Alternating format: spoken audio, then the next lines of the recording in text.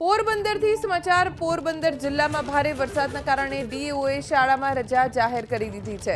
પ્રાથમિક અને માધ્યમિક શાળામાં આજે રજા રહેશે કારણ કે ખૂબ જ વરસાદ પોરબંદર જિલ્લામાં વરસ્યો છે।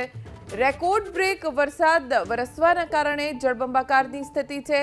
રસ્તા, દુકાનો, મકાનો તમામ જગ્યાએ શાળા, કોલેજ દરેક જગ્યાએ ખેતરો જ્યાં માત્ર ને માત્ર પાણી છે અને આવી સ્થિતિમાં બાળકોને શાળાએ ન જવા દેવા એ હિતાવહ રહેશે, જેના કારણે પ્રશાસન તરફથી નિર્ણય લેવામાં આવ્યો છે।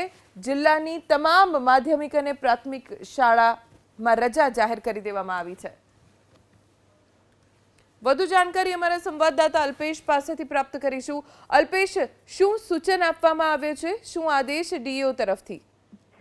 જી, જાણવા મળતી સૂચના મુજબ અને સ્થળ ઉપર તપાસ કરતા જાણવા મળ્યું છે કે પ્રાથમિક શાળા અને માધ્યમિક શાળામાં શિક્ષણ અધિકારી દ્વારા સૂચના આપવામાં આવી છે કે ભારે વરસાદને કારણે અતિશય ભારે વરસાદને કારણે પોરબંદર વિસ્તારમાં પાણી ભરાયેલા છે, જેથી કરીને છોકરાઓ સ્કૂલે આવી શકે કે ના આવી શકે તેવી પરિસ્થિતિ જોવા મળી રહી છે। તેના હિસાબે ડીઓ દ્વારા આ નિર્ણય લેવામાં આવ્યો છે કે આજની તારીખે પણ રજા રાખવા જાહેર કરવામાં આવી છે। અલ્પેશ, આભાર જાણકારી આપવા માટે। તો ભારે વરસાદના કારણે આખો જિલ્લો જળમગ્ન છે અને શ્રીકાર વર્ષા વરસી છે, જેના કારણે આજના દિવસે સતર્કતાના ભાગરૂપે શાળામાં માધ્યમિક અને પ્રાથમિક શાળામાં રજા જાહેર કરી દેવામાં આવી છે। હજી પણ કેટલાક વિસ્તારો એવા છે કે જ્યાં રેડ એલર્ટ જાહેર કરવામાં આવ્યું છે।